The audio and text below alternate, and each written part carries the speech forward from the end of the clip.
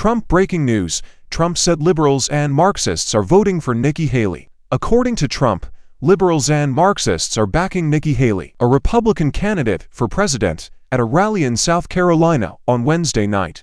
Trump claimed that former Governor Henry Haley was driving Democrats to vote against him. The ex-president warned that liberals and Marxists were trying to meddle in the next South Carolina primary, but he still anticipated a great victory there.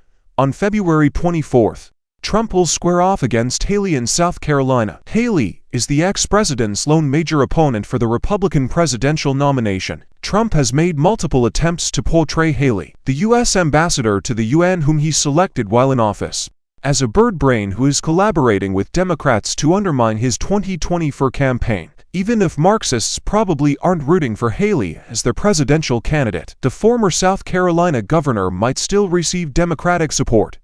Anyone eligible to vote in the state's open primary can do so, regardless of their party affiliation, in neither the Democratic or Republican primary.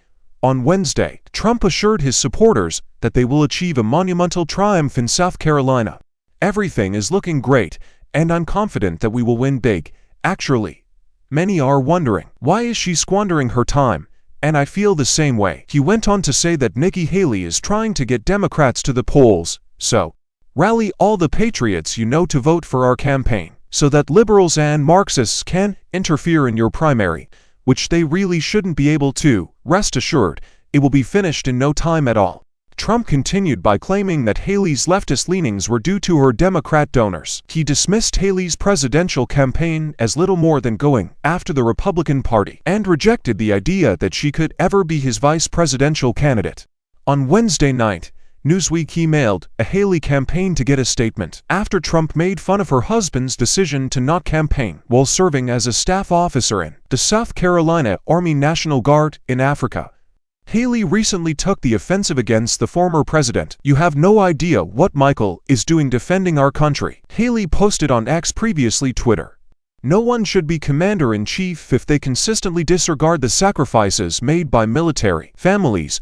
During a Saturday interview with Fox News, the former governor criticized Trump's comments as unhinged pandemonium and said he would urge Russia to attack NATO members who are delinquent in their payment of alliance funds.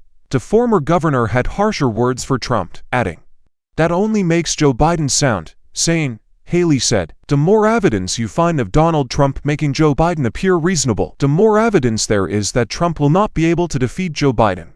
They intend to exploit all of his statements against him." Trump has a huge lead in the polls for the upcoming GOP primary and has already beaten Haley in all of the GOP contests thus far, according to Real Clear Politics' average of recent polls. The ex-president has a 33.5% edge over Haley in the state where she was born and raised. In numerous additional states, Trump's edge is much more pronounced. It is quite like that Haley will lose her home state, but she has pledged to remain in the race nevertheless.